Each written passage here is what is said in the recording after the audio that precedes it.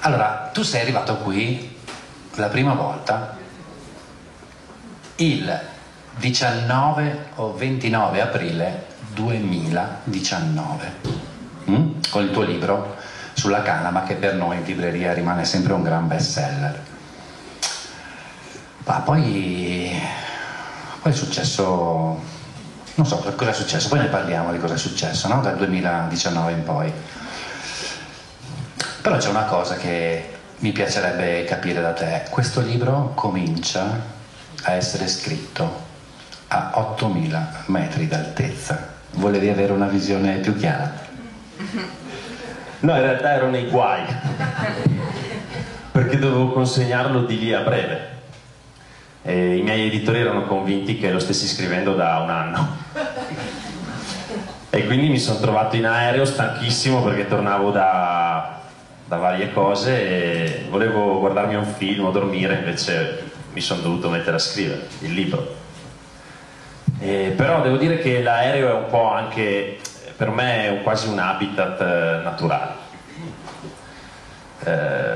Parliamone. Dove ti porta di solito?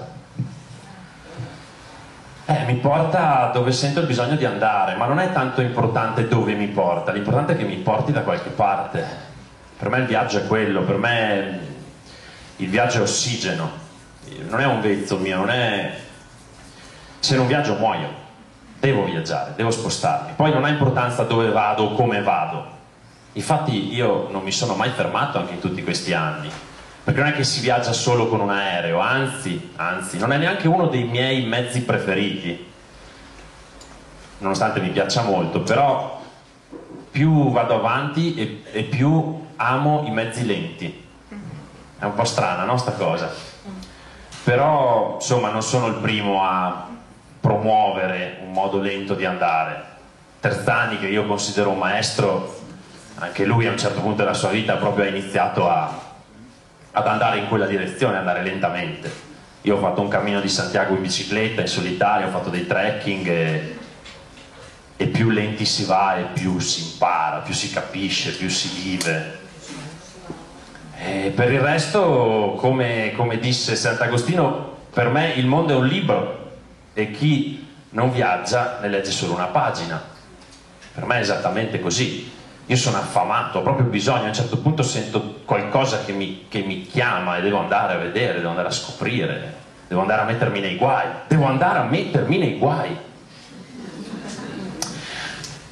No, ma è importante questa cosa perché poi si confonde facilmente la vacanza con il viaggiare, sono due cose completamente diverse e non c'è nulla di male nell'andare a fare della vacanza, lo faccio anch'io, però a me piace molto di più viaggiare. Viaggiare vuol dire esporsi agli imprevisti, uscire dalla comfort zone.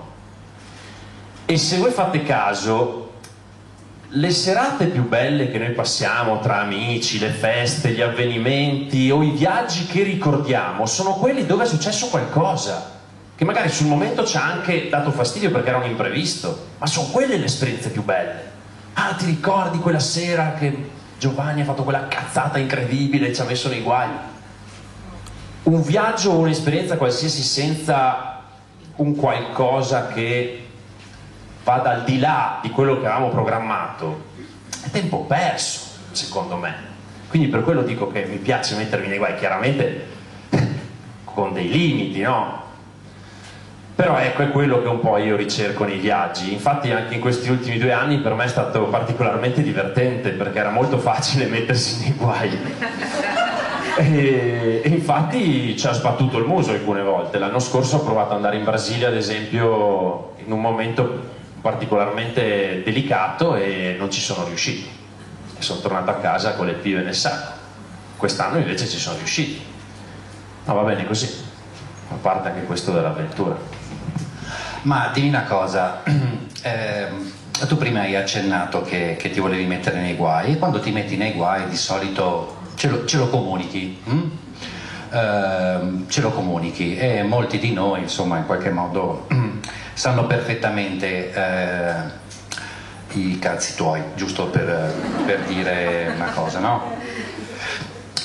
Però io vorrei sapere, mi pare che ti abbiano sbattuto fuori da Facebook una pagina proprio ultimamente, no? Mi pare di aver visto. Chiaramente no, non ci si butta giù, si crea subito qualcosa, chiaramente. Me la sono vissuta male io, sì, per 13 secondi. Sì.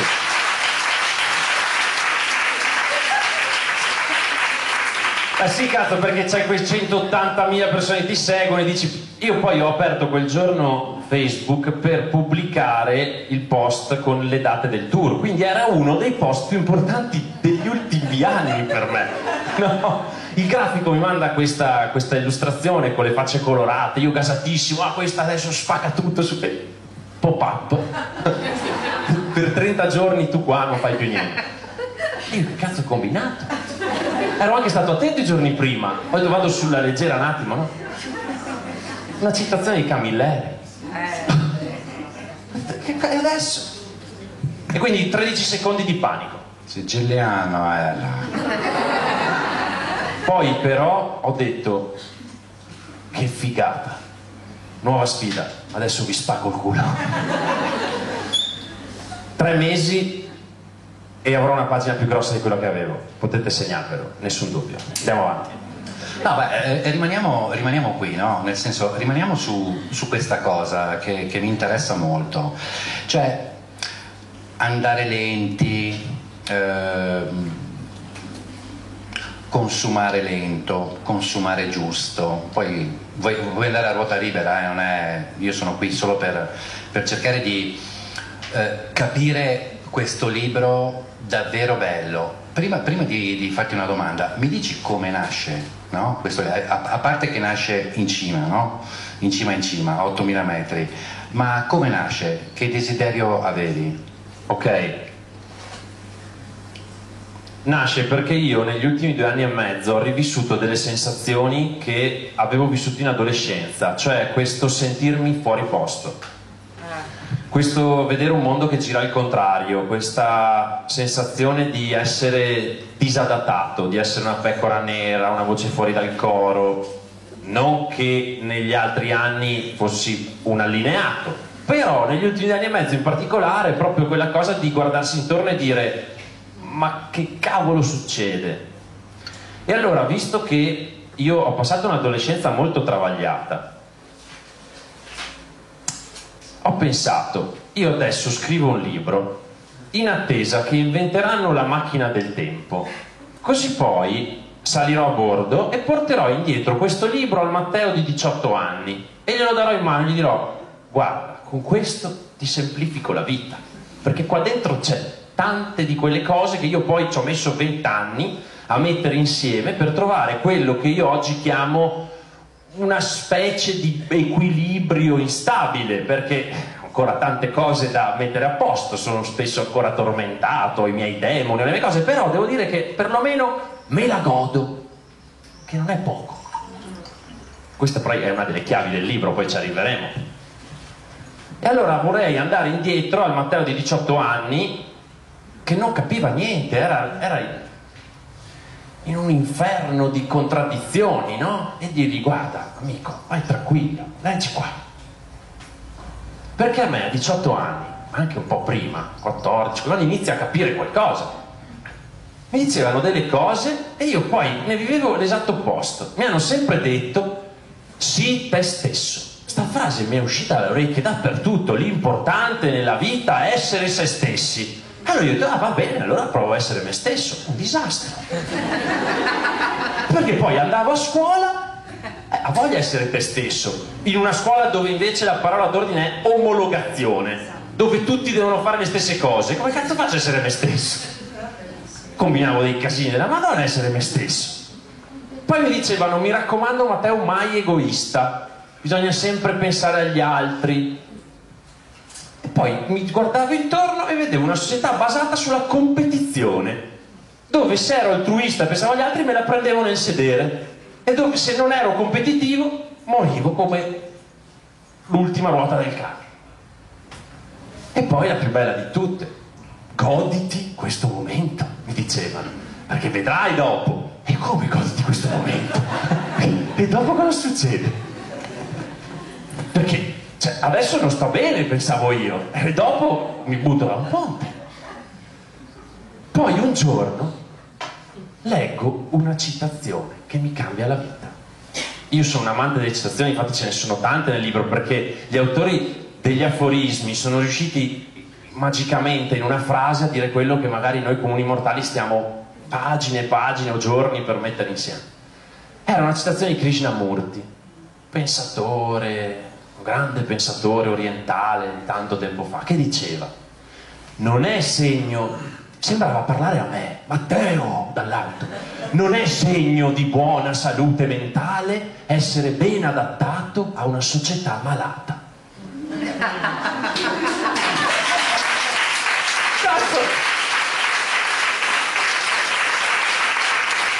Ho pensato, Krishnamurti, dovevi dirmelo subito. Mi risparmiavi un casino di problemi, perché per la prima volta ho iniziato a pensare: ma allora non sono forse io il problema, forse è fuori, è sta società che gira al contrario, e forse sentirmi inadattato è positivo. Oggi ogni tanto sotto i post, i miei blog, i video, qualche detrattore mi scrive: ma tu non sei mica normale? E io penso: sì, grazie, il più bel commento che mi potevi fare, ai tempi me la vivevo male. E quindi sto libro l'ho scritto per me.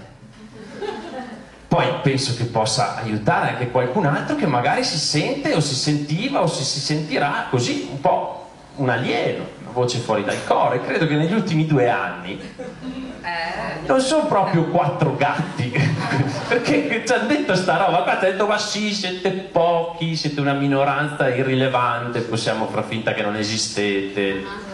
Il problema è che qua mi pare di vedere un po' di gente fino giù in fondo. Ieri a Gorizia eravamo 450, l'altro ieri a Torino eravamo 300, e ogni città che vado c'è sempre di più, quindi 4 gatti non siamo, sti alieni, no? E quindi ecco, spero di averti risposto, però è un po' questo il senso. Sì, allora intanto devo dire a chi non l'ha ancora preso il libro, è un libro che si può anche ascoltare, nel senso che c'è una playlist, no? Di Matteo. C'è una Cioè ogni capitolo ha una canzone, un film, un libro, e poi ne parleremo. Però una delle cose che però volevo fare un passo indietro e tornare a capire, quando tu dici: beh, insomma, siamo in tanti, no? Siamo chi? Intanto, cioè, prima del 2020, adesso ti provoco, devi. Prima del 2020 queste persone avevano bisogno di essere messe come aliene, o durante questi 2 anni chi era alieno lo si è sentito di più? Cioè, non c'era bisogno anche prima? Molto meno. Cioè questi 2 anni secondo me hanno dato una botta di vita, hanno aiutato a, probabilmente proprio mettendo spalle al muro, tanti, però li hanno aiutati a iniziare a farsi delle domande, perché io è su quello che insisto sul beneficio del dubbio, sul pensiero critico, non sulle verità granitiche, che io non ho e credo che non abbia nessuno.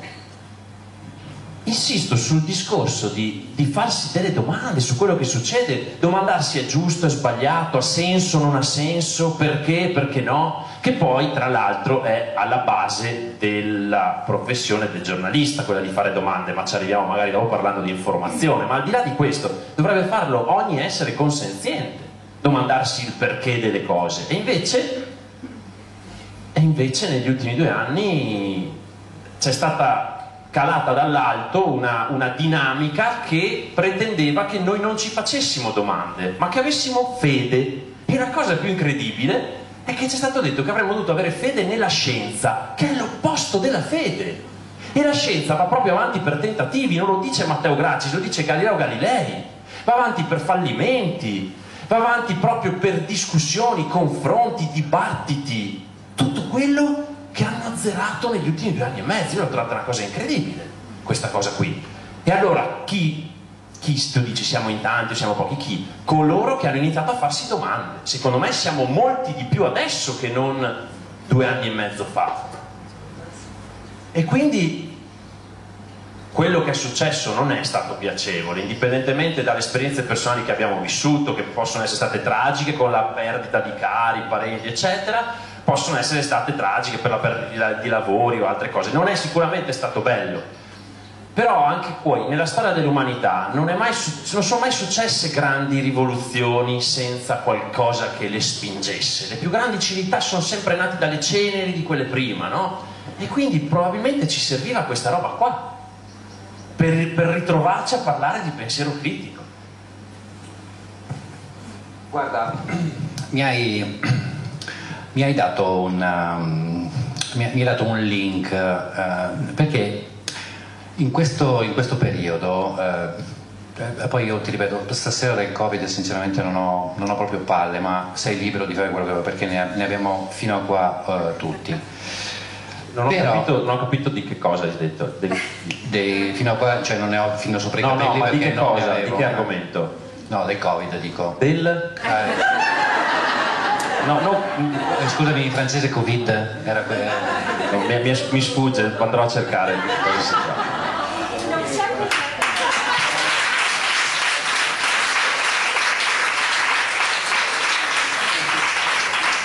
Però una delle cose a cui tu punti tantissimo sul libro, e anche, voglio dire, sull'informazione che ci dai, è proprio sull'informazione, quello che accennavi prima. Ho trovato una bellissima frase che hai anche tu a sua volta trovato su una pellicola, che anche questa mi ha fatto abbastanza riflettere, e vorrei che andassi a ruota libera sull'informazione, visto che si può dire guerra? Quella si può dire, ok.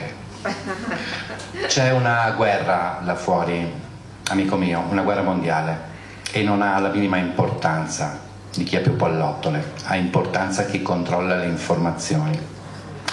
Ciò che si vede, si sente, come lavoriamo, cosa pensiamo, si basa tutto sull'informazione. Ecco, che tipo di informazione viene somministrata dal mainstream, quale e dove andare in cerca di un'informazione, non dico alternativa, direi come la medicina, comparativa. La cosa che hai letto è una citazione di un film di che anno? Signori della truffa, non lo so di che anno è, però del 60 secondo me. Datato, Sì, non c'è scritto, ma... Però è roba vecchia. Sì, certo. No, perché magari sembrava incredibilmente attuale. Allora, io insisto molto sulla questione dell'informazione, non solo e non tanto perché sono un giornalista, ma perché la gente deve capire, infatti lo ripeterò fino allo sfinimento, che la nostra percezione della realtà si basa sulle informazioni che riceviamo. Noi ci costruiamo un'idea del mondo intorno a noi in base alle notizie che ci vengono date. Se non vi dicono che un aereo è caduto in India, voi non sapete nulla di quella cosa e non vi fate neanche dei pensieri su quella. Non esiste. Se una notizia non vi viene data, non esiste nel vostro cervello. Ora, nel momento in cui l'informazione è distorta, la vostra percezione della realtà sarà distorta. E questo è un problema. Questo è un problema. Poi non ci si può stupire se ci sentiamo alieni, perché vediamo intorno a noi persone che vivono in un mondo tutto loro, che magari è il mondo raccontato dalla televisione, che è un mondo parziale, strumentalizzato. Quindi è per questo che io insisto molto. È per questo che ritengo fondamentale lavorare per cercare di riportare un po' di equilibrio anche in questa cosa qui dell'informazione, perché ne va di tutta la società. Finché noi non riusciremo ad avere un'informazione più libera, senza filtri, meno distorta di quello che è, non potremo mai avere una società più equilibrata. Ora, per quanto mi riguarda, il giornalismo dovrebbe essere controllore dei poteri forti, non controllato da esso. Invece il problema è che in questo paese, ma in Occidente in generale, in Italia in particolare, il giornalismo è retto a livello economico da politica e finanza. Ok? Finanziamento pubblico ai giornali e sponsor, pubblicità delle multinazionali e delle aziende. Nel momento però in cui tu finanzi l'informazione, Il finanziato parlerà sempre a favore del finanziante. Lo capisce anche un bambino, porca miseria. Come fa un giornale che prende soldi dal governo a parlare male di quel governo? Come fa un giornale che prende soldi da un'azienda a parlare male di quell'azienda? Volete qualche esempio? Possiamo stare qua ore, un paio emblematici. Corriere della Sera, il più grande quotidiano italiano, nel giugno del 2020, nella giornata internazionale per l'ambiente, si tinge di verde, colora la sua carta di verde per dedicarla all'ambiente. E io dico, che figata, finalmente anche loro sensibili a questi temi. Corro in edicola per comprare la mia copia da collezione che avrai messo, insomma, dentro un quadro. L'edicolante mi dà il giornale, io lo prendo in mano e mi aspettavo da un momento all'altro che mi sia giù lo striscione e sei su Scherzi a parte. Pensavo di essere una camera, perché il Corriere della Sera, il quotidiano italiano più importante, nella giornata internazionale per l'ambiente, in cui si è addirittura tinto di verde, in copertina come sponsor principale aveva messo l'ENI, Ente Nazionale Idrocarburi, una delle aziende più inquinanti del mondo, piena fino a qua di scandali ambientali, devastazioni, tangenti, condanne, porca miseria.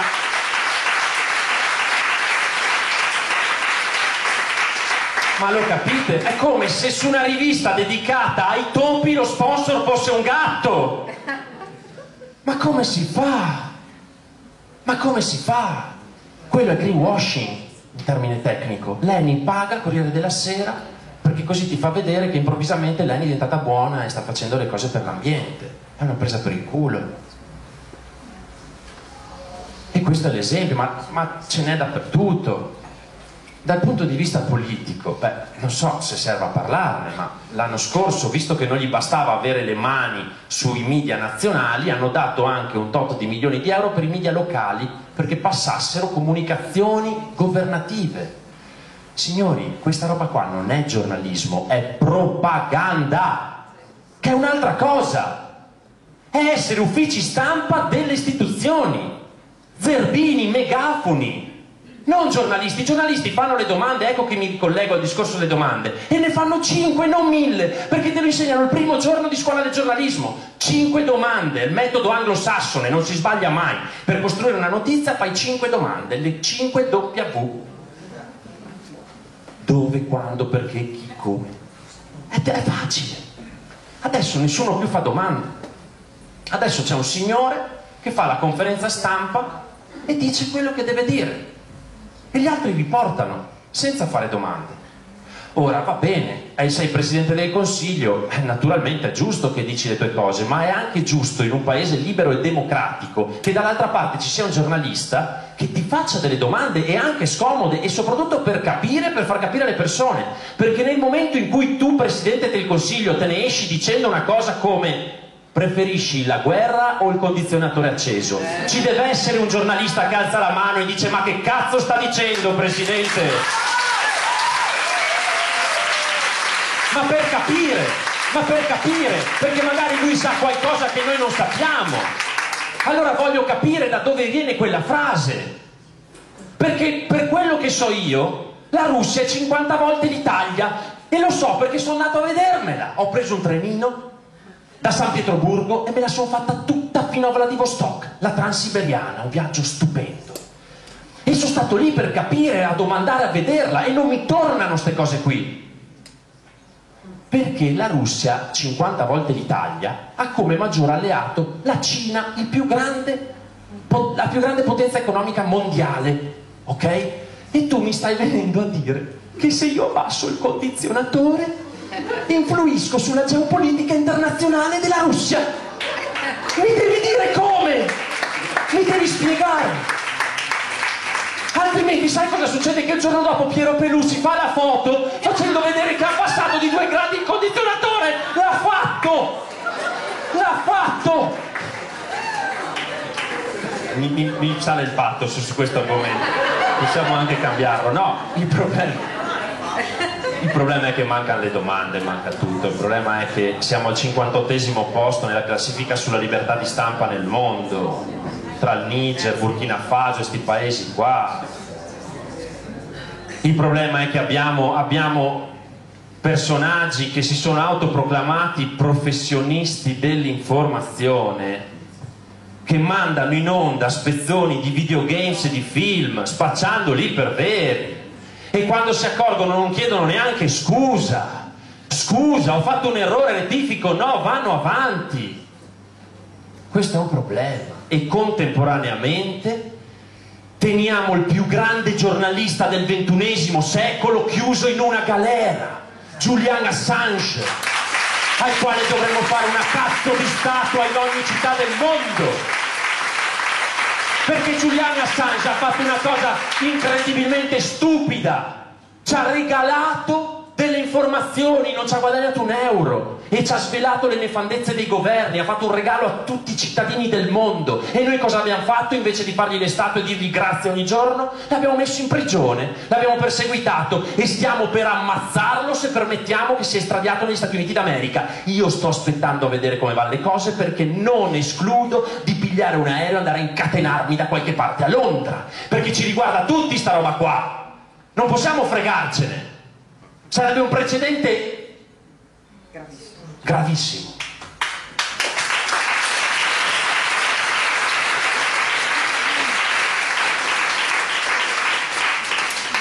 E allora come ci si informa? Non è facile, però si può. Innanzitutto bisogna anche qui mettere davanti il beneficio del dubbio. Niente di quello che leggiamo, guardiamo è la verità assoluta, da nessuna parte, neanche quella che vi racconta Matteo Gracis. Ma non perché sono io un bugiardo, ma perché posso sbagliarmi anch'io, ma perché anch'io ho le mie sviste, per mille motivi. Quindi sempre porsi una domanda, quello che leggo lo prendo con le pinze. In secondo luogo cercare di confrontare le fonti, o almeno sapere che se sto guardando Le Iene non è un programma di informazione ma di intrattenimento. Ok, mi diverto, mi fanno divertire, ma l'informazione è un'altra cosa.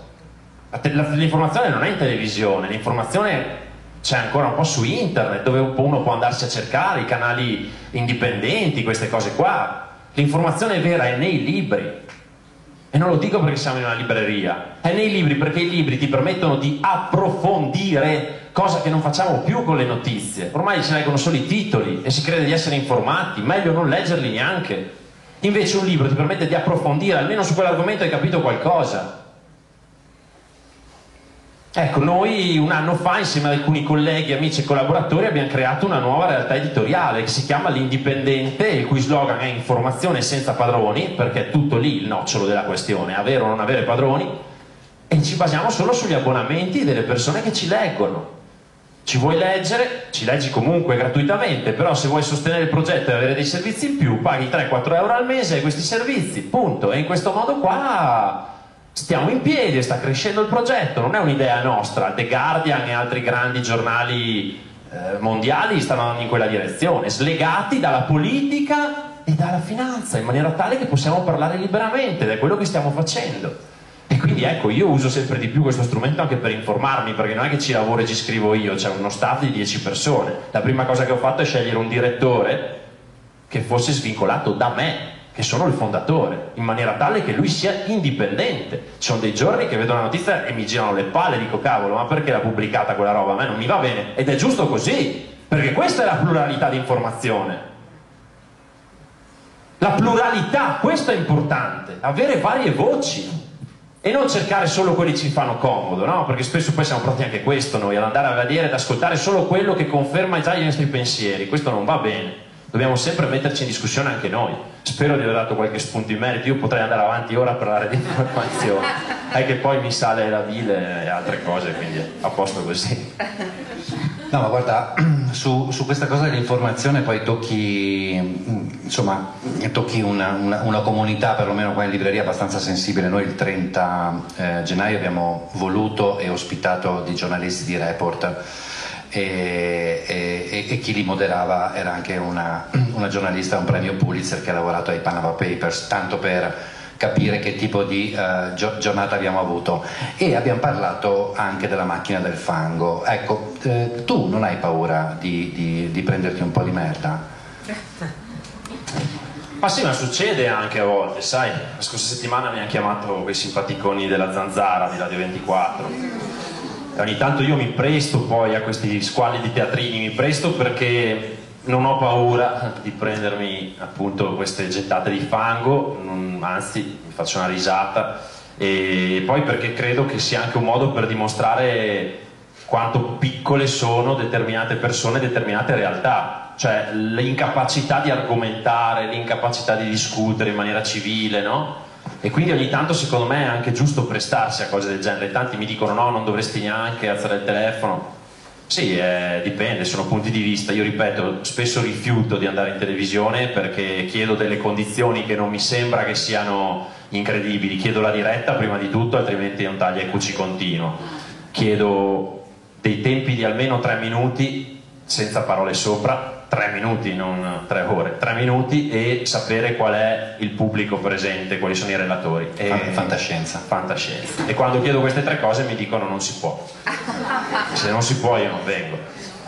Per il resto, questa domanda che mi hai fatto, a parte che appunto ti rispondo no, non ho nessuna paura. Nel momento in cui uno è in pace con la propria coscienza e soprattutto rispetta la propria moralità, non ha paura di niente. Ma se vuoi dopo ci torniamo sulla moralità, che è un concetto che mi sta a cuore. Però invece colgo la palla al balzo per parlare di un'altra cosa, perché mi interessa ancora di più questa. Tu mi hai chiesto se non ho paura, di solito mi si chiede non sei preoccupato? Non sei preoccupato? C'è questa domanda che mi viene fatta spesso.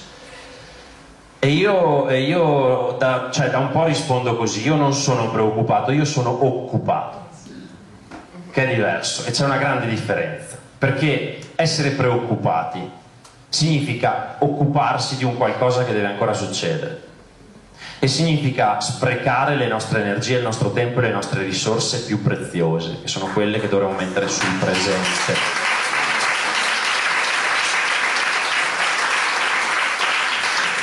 Quindi quando ve lo domanderanno, ma non siete preoccupati, non sei preoccupato, dovete rispondere no, io sono occupato, perché ci sono 1000 motivi per essere preoccupati, anche se non sei un Matteo Grassi, se non fai il giornalista e ti esponi come faccio io. No, puoi essere preoccupato per tutte le emergenze che ci sono giorno dopo giorno dopo giorno dopo giorno. E se noi viviamo nella preoccupazione, viviamo in un qualcosa che non esiste. Dobbiamo tornarci a occuparci delle cose. Cambia tutto, sembra cavolata, ma non lo è. Quindi ecco, anche in questo caso io non sono per nulla preoccupato del fango, anche perché c'era qualcuno che diceva che, com'era, dai diamanti non nasce niente, dal fango nascono i fiori, dal letame, peggio ancora. E quindi ben venga il fango e il letame se serve. Viva De André!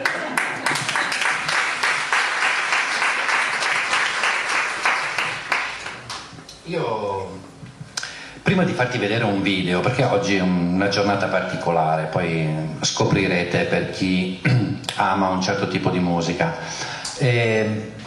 però sai, c'è una parte nel libro, non lo vorrei svelare tutto perché è giusto, voglio dire, no? Che le persone se lo godano, però c'è in parecchie parti c'è uno spunto sulla, non direi anarchia, disobbedienza.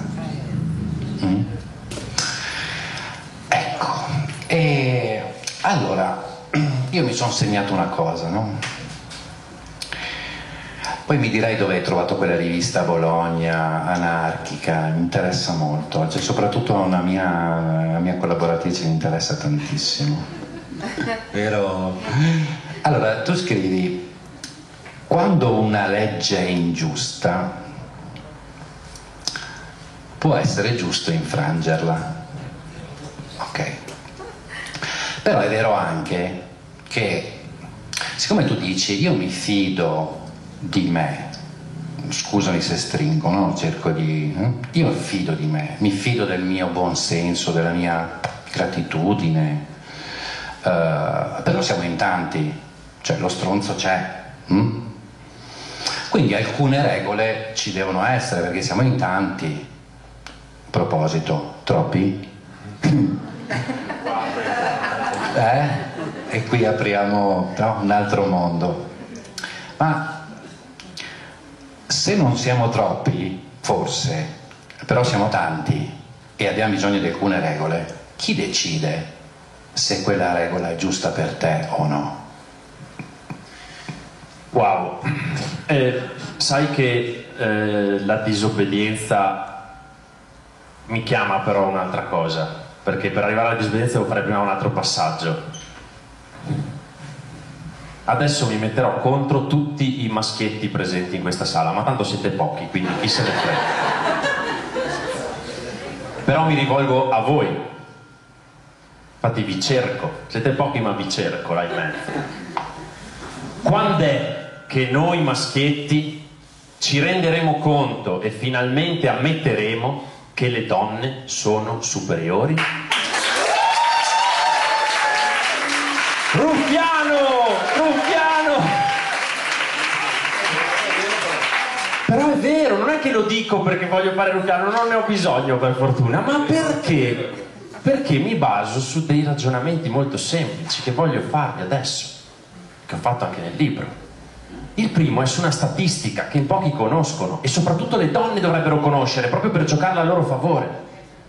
È la statistica che ci indica la percentuale di uomini e donne imprigionati nel mondo, cioè di tutti gli esseri umani in questo momento in prigione. Quanti sono uomini e quanti sono donne? Il 95% sono uomini, il 5% sono donne. Basta. Che siano o più buone o più furbe, non importa, sono comunque superiori. È evidente. Sono le mandanti allora. Può essere. Ma se no c'è qualcosa che non va. 95%. E notate bene che siamo più o meno uguali invece tra gli 8 miliardi di persone, siamo circa uguali uomini e donne nel mondo. E quindi questa è una statistica che secondo me bisogna rilanciare, no? Cazzo, proviamo a far, che poi anche qua proviamo a far comandare le donne, noi abbiamo fallito, abbiamo provato. In realtà poi vai a scoprire, vai a leggere la storia, quella che non ti insegnano a scuola, che ci sono stati tempi in cui comandavano le donne, le società matriarcali, ed erano tempi bellissimi, civiltà incredibili come i nativi americani, avevano tutto in mano alle donne. La seconda cosa che adesso mi fa arrivare all'argomento proposto nell'ultima domanda è questa, che questa fa ancora più ridere.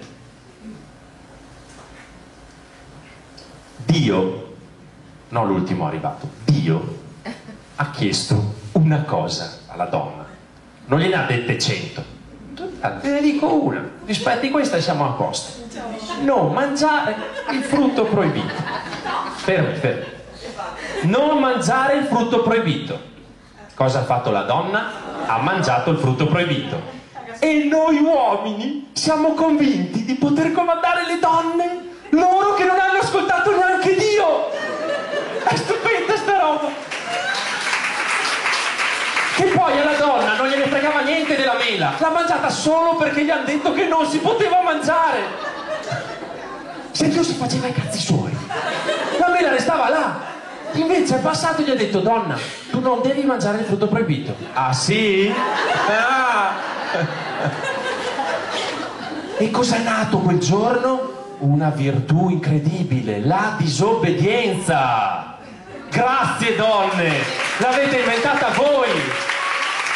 Noi eravamo ancora là a guardare la mela, così ci ha detto di non mangiarla, facciamo tutto il resto, però la mela non si tocca. La disobbedienza. La disobbedienza. La disobbedienza civile. Ed ecco che torniamo ai giorni nostri, no? Che cos'è la disobbedienza? La disobbedienza, secondo me, l'aneddoto che meglio la spiega è quello che è successo a Henry Thoreau, un grande del passato, uno scrittore, un professore universitario, un filosofo, che a un certo punto della sua vita, attenzione perché poi è incredibilmente attuale anche questa cosa, si rifiuta di pagare una tassa al suo governo, perché quella tassa serviva a finanziare una guerra. E lui gli dice: no, a me non sta bene che con i miei soldi comprate armi. Per questo il suo governo lo prende e lo mette in prigione. Vedere Thoreau dietro le sbarre era una cosa strana, perché non era un emarginato, non era un criminale, era una persona rispettabile, al che il suo migliore amico lo va a trovare il giorno dopo. Si avvicina alla sua cella e guarda dentro, perplesso, un po' allibito, e gli dice: Henry, cosa diavolo ci fai tu là dentro? Thoreau, che sapeva bene cosa ci faceva là dentro, si avvicina alle sbarre, a testa alta, guarda dritto negli occhi il suo migliore amico e gli risponde: la domanda giusta non è cosa ci faccio io qua dietro, è cosa ci fai tu là fuori.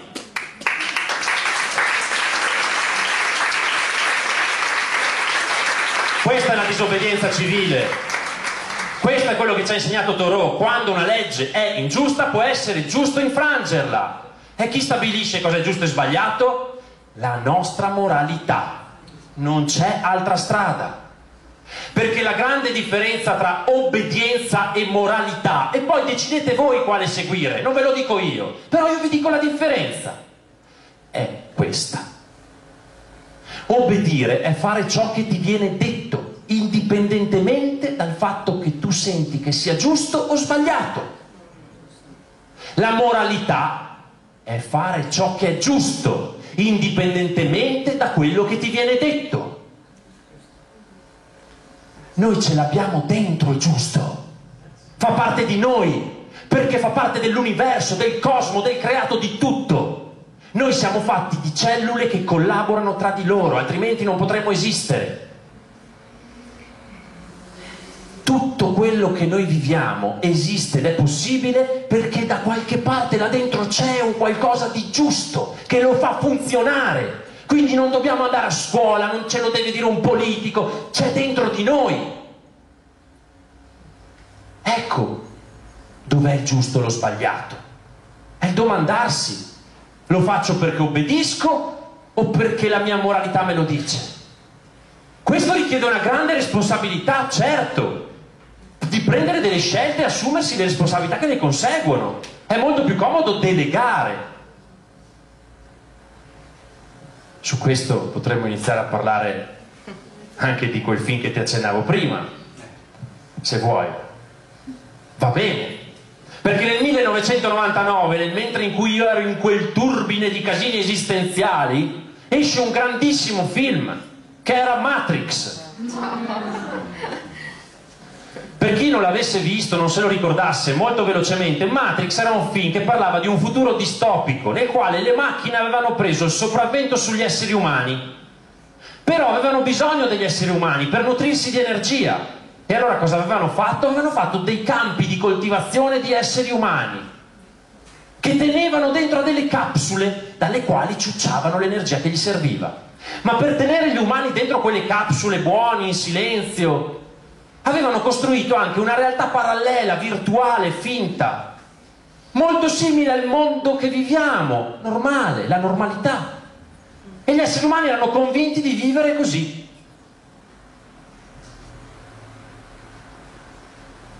Quando io finì di vedere il film, mi alzai in piedi e dissi: cazzo, ci hanno detto tutto. È un documentario, non è un film. Mi guardai intorno, cercai le altre persone e dissi: andiamo giù in strada, spacchiamo le vetrine. Siamo dentro le capsule, dobbiamo fare la rivoluzione. E per l'ennesima volta mi guardarono come un matto o un alieno. Non successe niente, il film prese qualche premio e continuammo a vivere nella nostra splendida normalità. Di recente è uscito il nuovo Matrix, neanche minimamente paragonabile al primo, un'altra roba, però che comunque contiene un passaggio molto interessante, quasi più interessante del primo, perché nell'ultimo Matrix c'è un passaggio in cui una macchina impersonificata da un attore parla con Neo, il protagonista, che è un essere umano, e gli dice questa cosa: attenzione, è così con i sentimenti, sono più facili da controllare dei fatti. Nella mia Matrix peggio vi trattiamo, più vi manipoliamo e più energia ci producete. Pazzesco. Stabiliamo record di produttività ogni anno e oltretutto zero resistenza. Ognuno resta nella sua capsula, felice come un maiale nella merda. In silenzio, in ciò che non avete, nel terrore di perdere ciò che avete. Per il 99,9% della tua razza, questa è la definizione di realtà. Desiderio e paura, baby. E io vedo un film del genere che ti parla di controllo sociale e ti dice queste cose, e contemporaneamente persone in coda per andare a vedere quel film che per entrare devono far vedere un lascia passare.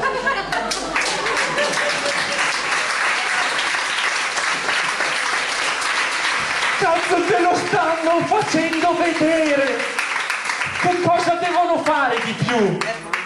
È tutto così lampante, è tutto sotto la luce del sole. St'ultimo non l'hanno neanche chiamato Orsacchiotto, che magari ti viene un dubbio, si chiama Draghi! Cazzo, si chiama Draghi, il prossimo lo chiamano Belzebù, così almeno sappiamo che andiamo davanti. Non volevo cadere nella misera politica. Paura e desiderio, baby. Sapete qual è però la chiave del film? Che qualche scena dopo, quando Neo risponde alla macchina, noi ce la facciamo, adesso vedrà, liberiamo tutti, li risvegliamo. La macchina gli risponde a Neo: attento, perché guarda che forse non tutti vogliono essere risvegliati.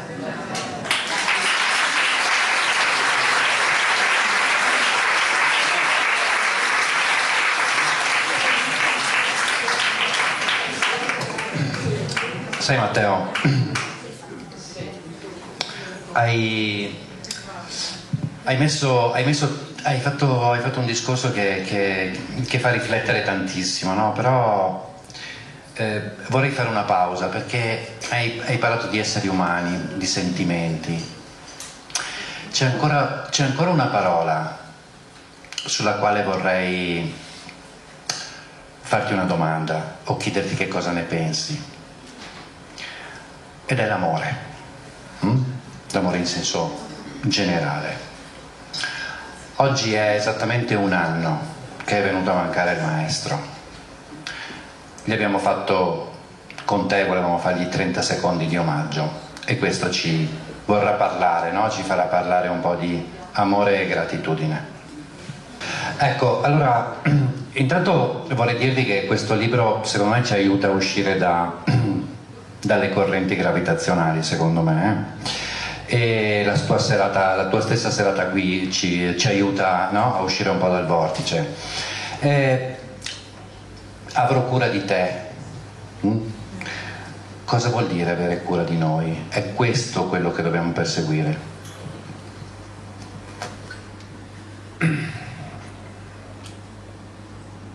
Sì, noi tutti abbiamo ascoltato questa canzone per anni, convinti del fatto che fosse probabilmente la più grande canzone d'amore della musica italiana. Poi abbiamo iniziato a ragionarci e qualcuno si è reso conto, altri no, che poteva avere una doppia lettura, che forse non era solo una canzone dedicata alla propria partner, ma probabilmente era dedicata a se stessi, alla propria anima. Ed è una lezione incredibile che ci dà Battiato, che poi ritroviamo anche in cose molto più leggere di ogni giorno. Inizialmente, proprio quando hai citato prima le norme di sicurezza di questa sera, hai accennato a quelle maschere che a volte scendono dagli aerei. Noi non guardiamo neanche più, no, la hostess quando ci spiega. Però c'è un passaggio invece di quella spiegazione che è molto interessante e riguarda proprio quelle maschere di ossigeno. Ti dice che se mai dovesse succedere, tu devi metterla prima di tutto a te stesso, anche se hai tuo figlio piccolo di fianco o una persona debole, perché se non salvi prima te, non puoi salvare gli altri. E questo dobbiamo riscoprire, dobbiamo andare in quella direzione là, di autodeterminazione, di amore, ma prima di tutto verso se stessi, altrimenti non serve a niente. Non possiamo amare il resto se prima di tutto non amiamo noi. qui si spalancano le porte di quella parola che hai citato, che è gratitudine, che secondo me è la chiave. C'è un capitolo del libro che per me è uno dei più importanti, che si intitola Il coraggio di lamentarsi. Noi abbiamo un gran coraggio di lamentarci.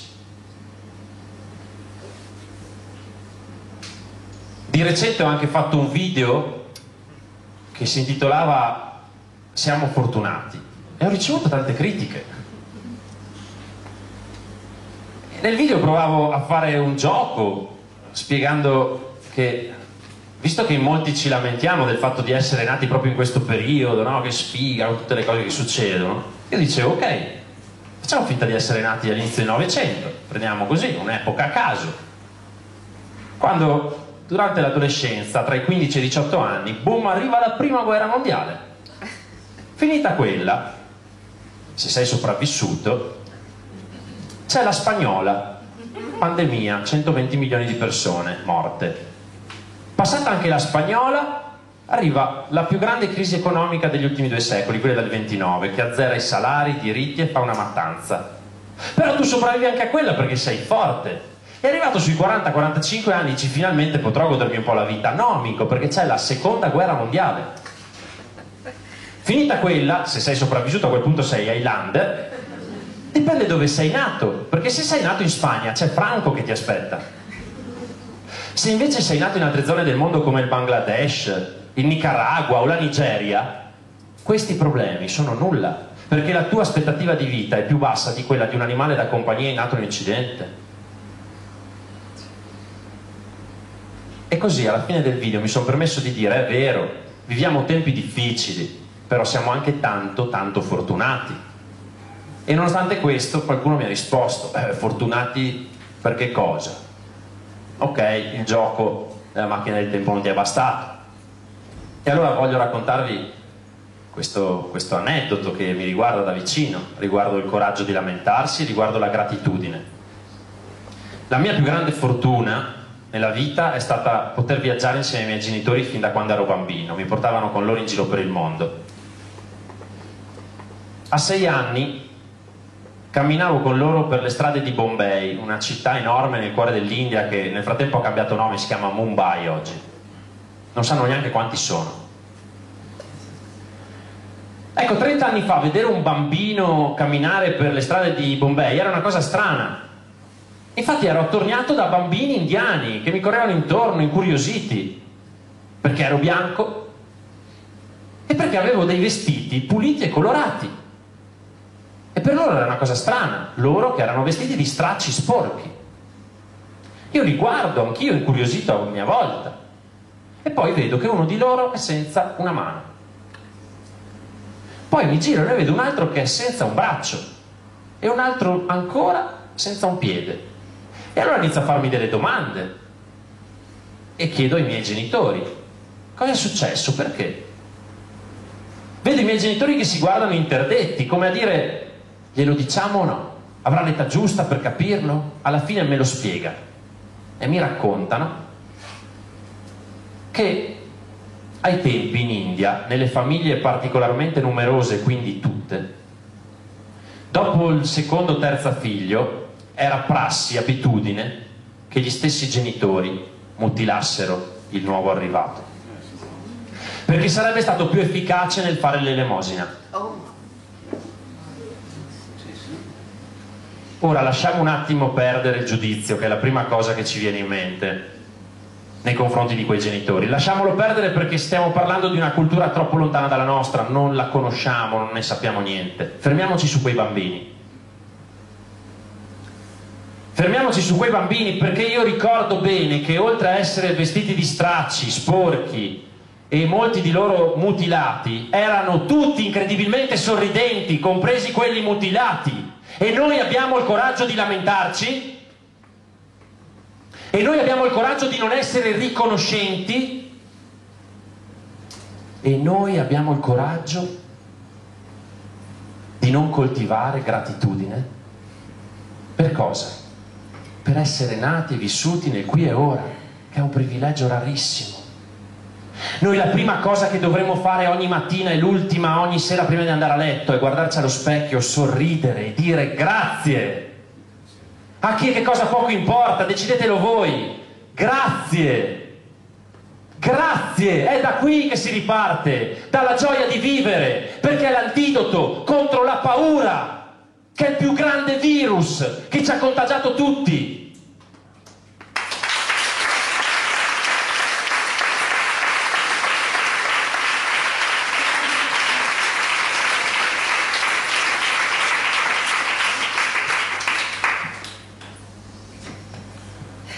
Quindi Gracis, senta Gracis, c'è stato un periodo, e secondo me ne verranno altri, in cui alcune paure, alcune sodomie economiche hanno fatto togliere la vita a molte persone, adulti, adesso anche ragazzi. Cosa dire a questi dopo il discorso che hai detto, no? Della gratitudine? Cosa possiamo dire a un Michele, a un Marco, a un'Anna che si è tolta la vita?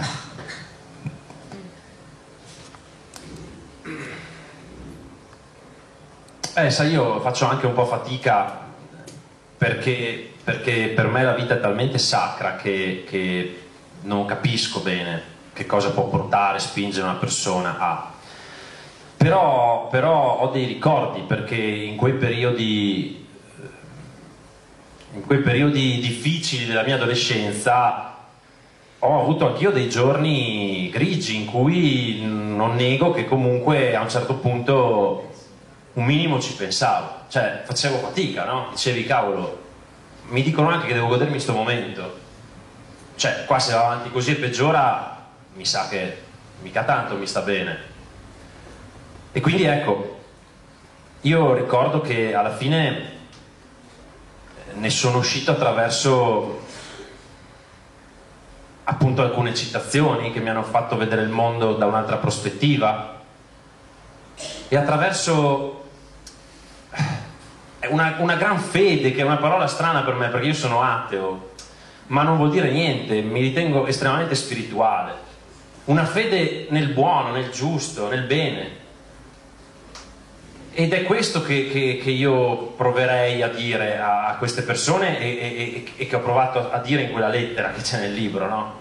Lettera a un giovane suicida, che bisogna aver fiducia in questa cosa perché c'è, è palpabile, è che finché non riesci a capirla, a vederla, si fa fatica, ma c'è, è lì. Purtroppo viviamo dentro delle capsule, no? Dove ci hanno messo con i condizionamenti, gli insegnamenti, l'informazione, eccetera, eccetera, e quindi non è facile vederla, ma è lì. E all'interno del libro ci sono degli input, degli spunti che cercano di aiutarti ad accedere a quella cosa là. E nel momento in cui entri è meraviglioso, è un viaggio nuovo, cambia tutto, perché è magia pura, perché capisci che quello che fai ti torna indietro, capisci che l'energia che mandi ti arriva, sia se è negativa sia se è positiva. E quindi cambia tutto, però non c'è una formula magica, c'è quello che io ho chiamato un manuale di sopravvivenza.